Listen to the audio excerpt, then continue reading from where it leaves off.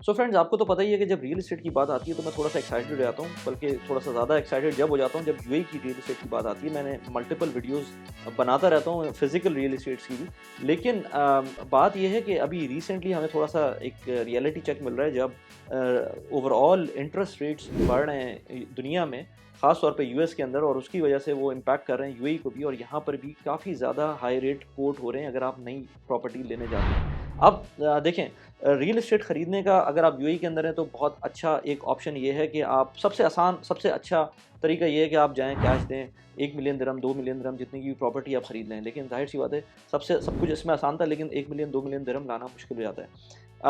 उसके अंदर अब ऑप्शन आपके पास क्या-क्या आ जाता है, उसके अंदर सेकंड ऑप्शन ये होता है कि आप उस प्रॉपर्टी को बैंक के थ्रू खरीदें, मॉर्गेज करके खरीदें। अब मॉर्गेज में प्रॉब्लम ये आया हुआ है इस वक़्त कि रेट्स, इंटरेस्ट रेट्स इतने ज़्यादा हुए हुए हैं कि वो जो प्राइस है उससे जो आपकी मंथली इंस्टॉलमेंट बन रही होती है वो बहुत ज़्यादा ऊपर चली जाती है। अच्छा, आप वंस ये काम कर लेंगे तो आपके पास उस प्रॉपर्टी से या तो आप उस प्रॉपर्टी में खुद रहने लगेंगे, जो कि बहुत सारे लोग करते हैं, या फिर आप उसको रेंट पे देंगे। अब उसको रेंट पे देने के 2 मॉडल्स हैं। रेंट पे देने का एक मॉडल तो ये है कि आप उसको पूरे साल का, जो कि नॉर्मली यूएई के अंदर होता है, पूरे साल का आप एक कॉन्ट्रैक्ट कर लें और किसी भी फैमिली को, अच्छी फैमिली को देखकर उसको रेंट पे दे दें, अपने अपार्टमेंट को, अपनी विला को, या जो भी प्रॉपर्टी है उसको। और आप हर महीने, हर क्वार्टरली जो भी उसका फ्रीक्वेंसी बनती है, आप उसका रेंट रिसीव करते रहें वंस आपने प्रॉपर्टी खरीद ली है। या फिर आप उसको एयरबीएनबी कर दें, हॉलिडे होम पे रख लें, और उसमें थोड़ा सा रिस्क ज़्यादा होता है लेकिन उसमें रिवॉर्ड ज़्यादा होता है। अच्छा, इन सारी चीज़ों के साथ एक तीसरा तरीका वो ये भी है कि अगर आप चाहते हैं कि क्राउड फंडिंग के थ्रू आप कोई प्रॉपर्टी खरीदें, एक पूल हो जाए लोगों का, लेट से 200 लोगों का, 300 लोगों का, उस पूल के अंदर आप अपना कंट्रीब्यूशन भी करें या दूसरे लोग अपना कंट्रीब्यूशन करें, और फिर उसके बाद एक प्रॉपर्टी के अंदर इन्वेस्ट करें, और उस प्रॉपर्टी का एक्सपोजर आपको मिल जाएगा। दुबई की कोई प्रॉपर्टी होगी, उसका एक्सपोजर मिल जाएगा। उसका फ़ायदा ये होगा, दुबई में जब प्राइसेस इन्फ्लेट करेंगी, आपकी जो इन्वेस्टमेंट है वो भी इन्फ्लेट करेगी। लेकिन उसका फ्लिप साइड ये, वो तो किसी भी चीज़ में हो सकता है कि जब प्राइसेस नीचे आएंगी तो आपकी इन्वेस्टमेंट की प्राइसेस भी नीचे आएंगी, लेकिन आपने जो पैसे लगाए होंगे उन्हीं पैसों के साथ ऊपर या नीचे का गेम हो रहा होगा। ये नहीं होगा कि आपने अगर मॉर्गेज किया हुआ है तो मॉर्गेज के अंदर तो आप मल्टीपल का इफेक्ट आता है ना। मैंने इससे पहले एक वीडियो के अंदर बात भी की थी, हाउस ऑफ डेट के नाम से एक बुक है, आतिफ मियाँ की, बहुत अच्छी बुक है, वो जाके रीड करें। उसके अंदर आपको पता चलेगा कि मॉर्गेज के इम्पैक्ट्स क्या-क्या आ सकते हैं, मॉर्गेज कितना ख़तरनाक हो सकता है एट टाइम्स। बहुत सारे लोग उसका सिर्फ पॉजिटिव एस्पेक्ट देखते हैं, लेकिन उसका नेगेटिव एस्पेक्ट हम भूल जाते हैं। मैं ये नहीं कहता कि मॉर्गेज नहीं करना चाहिए, मॉर्गेज करना चाहिए, बहुत अच्छा इंस्ट्रूमेंट है, लेकिन उसको एक सही तरीके से, उसको अपने टर्म्स एंड कंडीशन के ऊपर, अपने सिनेरियोज़ के बेसिस के ऊपर उसको लेके चलना चाहिए, ना कि दूसरे को देखकर अपने ऊपर जो उसकी कंडीशंस है उसको उसको अपने ऊपर इम्प्लीमेंट करें।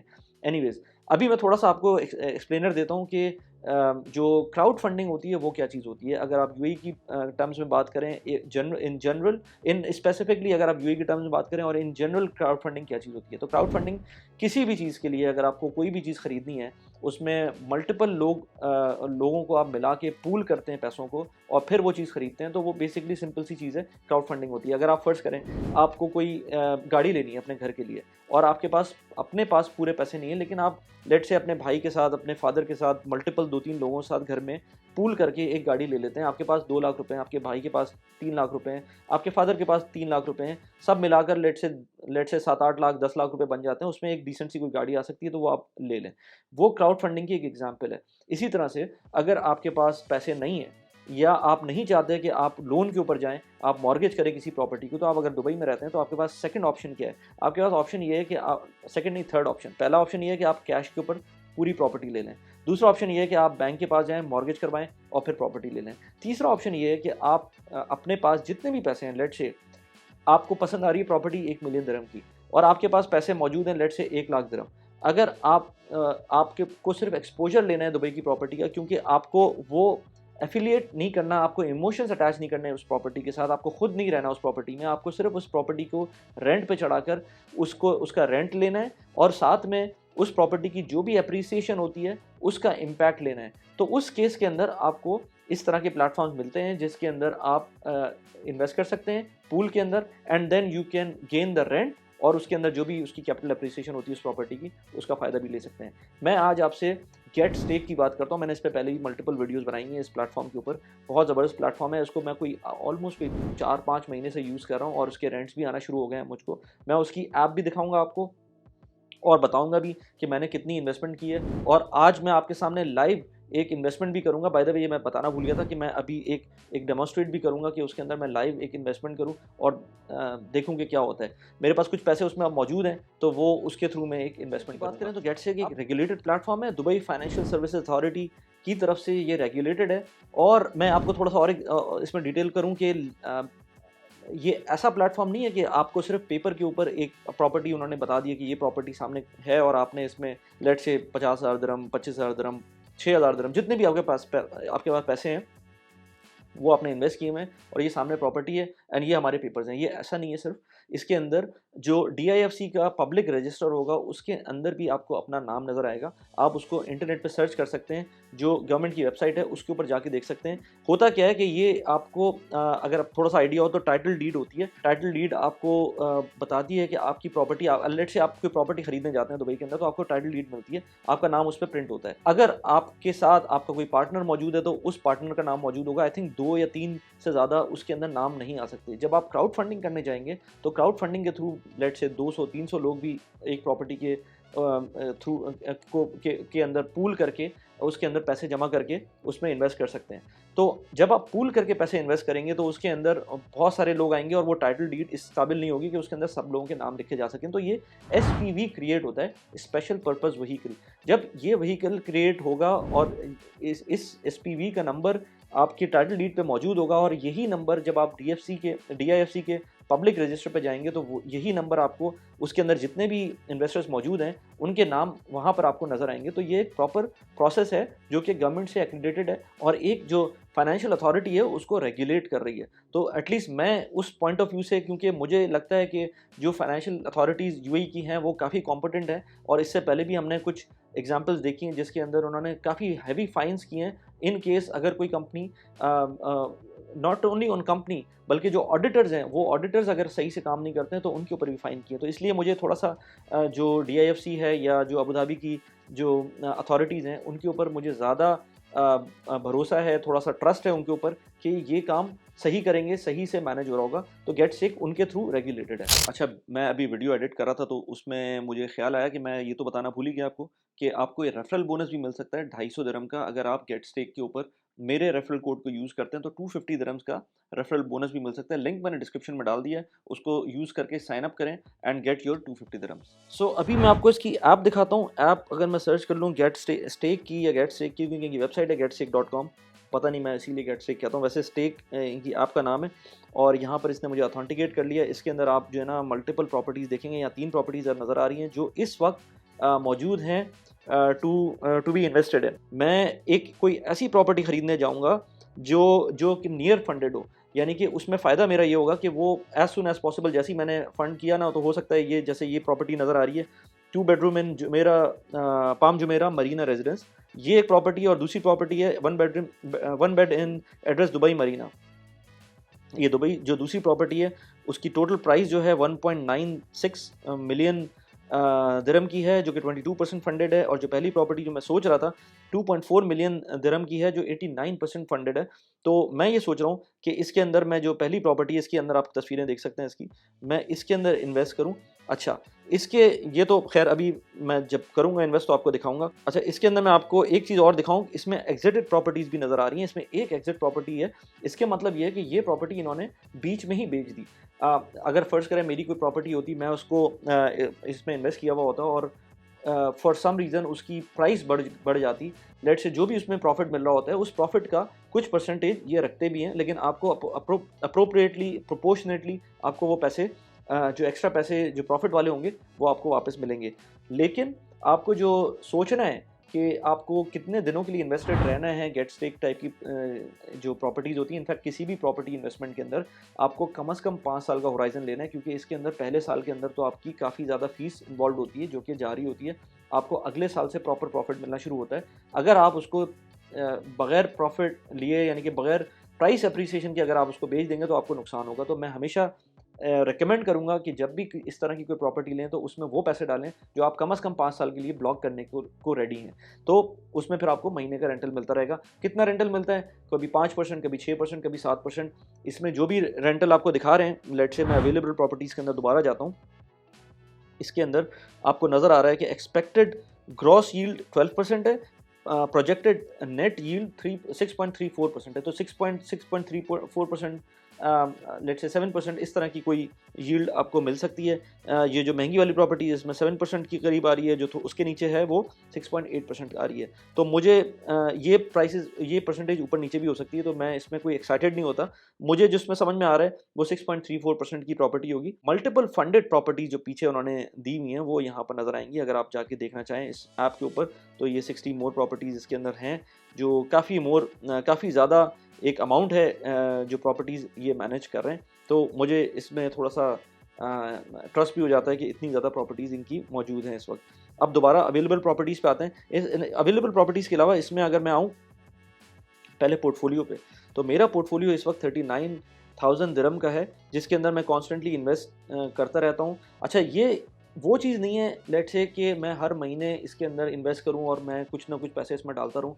मैं इसके अंदर डाल तो सकता हूँ पैसे, हर महीने कुछ ना कुछ पैसे मैं डाल दूँ, लेकिन मैं उसकी प्रॉपर्टी ख़रीदता नहीं हूँ। उसका रीज़न ये है कि प्रॉपर्टी के अंदर कुछ एक सब्सटैंशियल अमाउंट तो हो ना, 6-7 हज़ार दिरहम भी मेरे ख़्याल से कम होता है। लेकिन आज मुझको एक वीडियो बनानी थी, तो मैंने कहा इतने ही पैसे पड़े हुए थे उसके अंदर, तो मैंने कहा इन पैसों से एक वीडियो भी बन जाएगी और थोड़ा-सा एक डेमोंस्ट्रेशन भी हो जाएगी।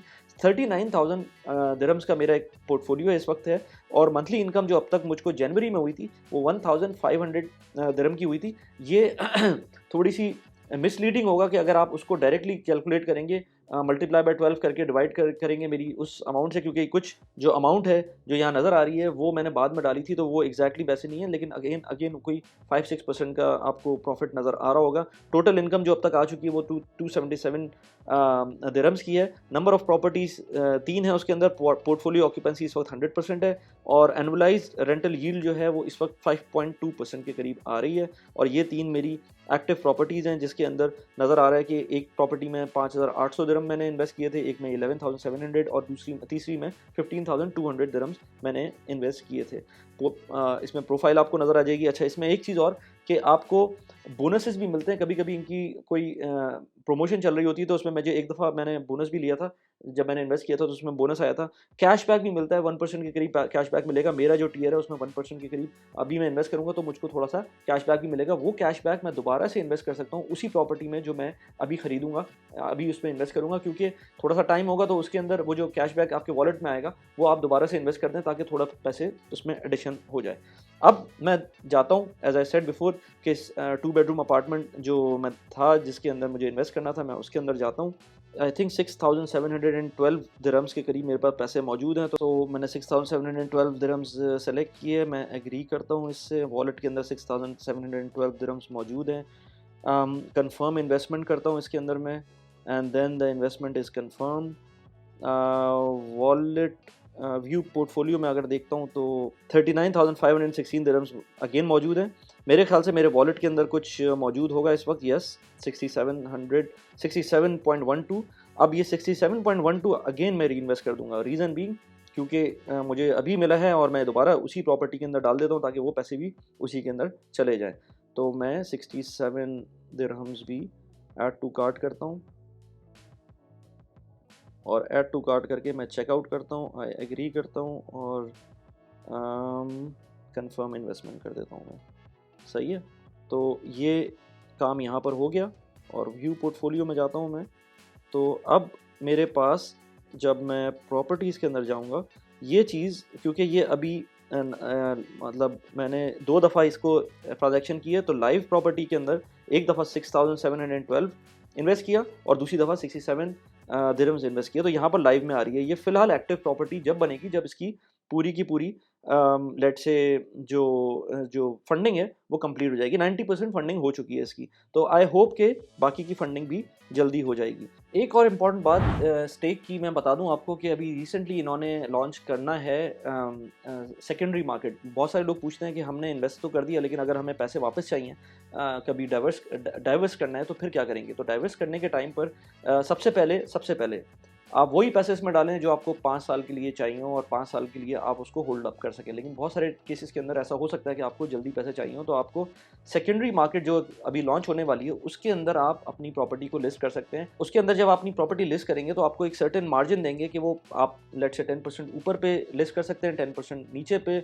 उसकी इवैल्यूएटेड प्राइस के ऊपर लिस्ट कर सकते हैं। तो उसके हिसाब से आप उसके ऊपर लिस्ट करके कोई थर्ड पार्टी कोई भी आपसे ख़रीदना चाहेगी तो वो लेट्स से प्रॉपर्टी के शेयर आपसे ख़रीद सकती है। एक और इम्पॉर्टेंट बात जो कि लोग मिस करते हैं और बहुत उसमें थोड़ा-सा नुकसान हो जाता है, वो ये कि अब अगर आप यूएई के अंदर हैं तो यूएई में रहते हुए तो बहुत आराम से अपना बैंक ट्रांसफ़र कर सकते हैं और दिरहम टू दिरहम उसमें कोई आपको डिडक्शन नहीं होती है। लेकिन अगर आप लेट्स से सऊदीया में हैं, लेट्स से आप यूएई में नहीं, यूके में हैं, लेट्स से यूएस में हैं, कहीं और दुनिया में मौजूद हैं और वहाँ से आपको पैसे ट्रांसफ़र करने हैं, तो आपको एक ट्रांज़ैक्शन चार्जेज़ लगेंगे जो कि स्टेक नहीं लेता, लेकिन बैंकिंग ट्रांज़ैक्शन आपको पड़ती है। जो फ़ीस पड़ेगी आपको वो तकरीबन कोई $30 कभी $50 depending on which bank you are using, वो आपको फ़ीस पड़ रही होगी। तो जब आप बाहर से इसको इन्वेस्ट करेंगे, यूएई से बाहर से इन्वेस्ट करेंगे, तो आपको बेहतर ये है कि आप एट मैक्स जितना मैक्सिमम स्ट्रेच कर सकते हैं उस अमाउंट को लेकर जाएँ, क्योंकि कम अमाउंट आप ट्रांसफ़र करेंगे, यहाँ पर तो आप रहते हुए 2000-3000 दिरहम भी इन्वेस्ट करेंगे ना, तब भी कोई मसला नहीं है। लेकिन अगर आप बाहर से रहते हुए कम अमाउंट ट्रांसफ़र करेंगे तो अच्छी खासी अमाउंट आपकी उसके जो जो ट्रांज़ैक्शन चार्ज है उसके अंदर चली जाएगी। तो मेक श्योर करें जब भी बाहर से इन्वेस्ट करें तो ज़्यादा अमाउंट के अंदर इसमें इन्वेस्ट करें। आई होप कि ये एक्सपीरियंस आपको, इस ऐप का एक्सपीरियंस, इस प्लेटफ़ॉर्म का एक्सपीरियंस अच्छा लगे।